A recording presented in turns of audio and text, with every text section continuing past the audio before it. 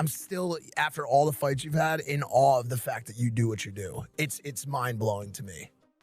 Thank you, man. Yeah. I mean, it's not that hard to get your beat, but it was a great experience. Like, I learned a lot in there. I can't really talk. When this fight was first announced, you had said something to the effect of this would end Jake Paul's career. After what you saw tonight, do you think that Jake should continue to box, or what do you think the future holds for him? Yeah, I really take my hat off. So, I mean, we have to see if it is a broken jaw. Those injuries are very difficult to come back from. But as AJ said, like that last shot would have knocked out a lot of heavyweights. Jake Paul reportedly announced his retirement from boxing following his devastating sixth-round knockout loss to former heavyweight world champion Anthony Joshua in Miami, a fight that also left him with a double broken jaw requiring surgery. The 28-year-old entered the bout as a crossover star looking to cement his status in professional boxing. But Joshua's powerful right hand ended the contest and raised serious questions about Paul's future in the sport. I won 2 rounds for sure, and then he won 2, and then I got dropped.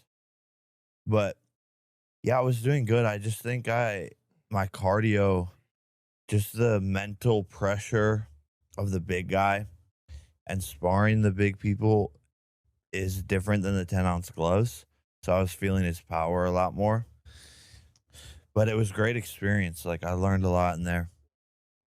Jake Paul has allegedly indicated that he's grown tired of taking heavy punishment in the ring and is considering retirement from boxing following his brutal knockout. The bout, which saw Paul knocked down multiple times and ultimately suffer a double broken jaw requiring surgery, intensified speculation about his future in the sport after enduring significant punishment from one of boxing's most accomplished heavyweights.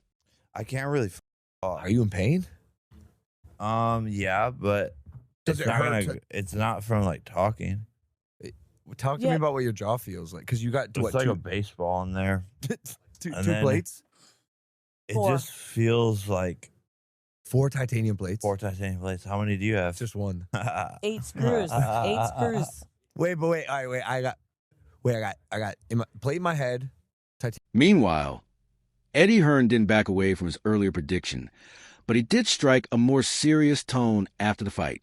Reflecting on his remark that this bout could end Jake Paul, Hearn said the outcome sadly proved his point.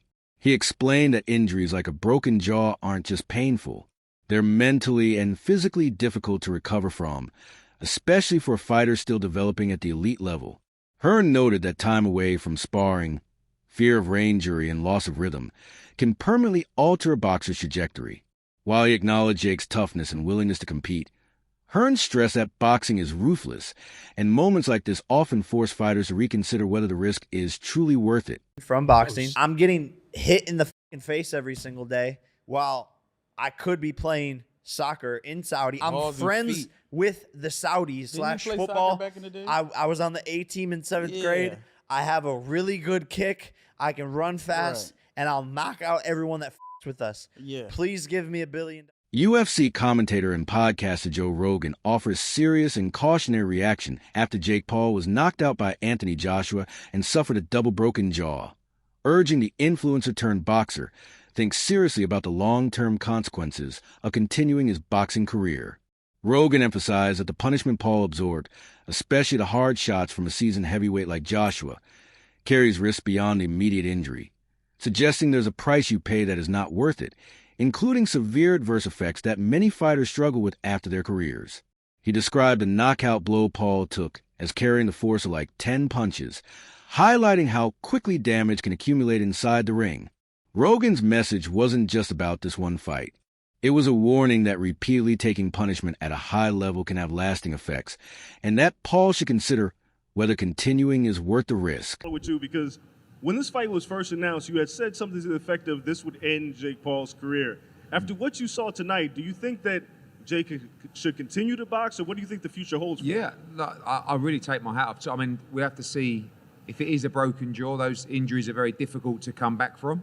But as AJ said, like that last shot would have knocked out a lot of heavyweights. And I know he went down heavy, but, you know, he was conscious on the floor. And I thought his game plan, although obviously very negative early on, which it had to be, was smart at times. And there were times where he held his feet and let his hands go.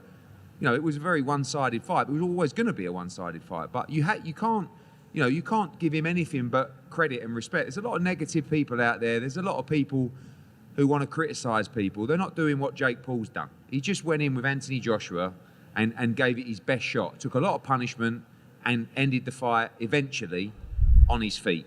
UFC commentator Paul has also claimed that he's considering going on a cycle of steroids as a way to silence long-standing accusations that he has already been using performance-enhancing drugs. According to online chatter and secondhand reports, Paul suggested that showing people the visible difference would prove that his past physique and performances were achieved naturally. Critics argue the claim sounds reckless and inflammatory, while supporters believe Paul is simply pushing back against years of speculation about his body transformation and power. Given boxing's strict anti-doping rules and the serious consequences tied to PED use, many observers remain skeptical and caution against taking the claim at face value until Paul directly addresses the allegation on record. The statement remains unverified, adding yet another layer of controversy to an already turbulent moment in his career. That guy did great for someone who's been boxing for like less than a decade.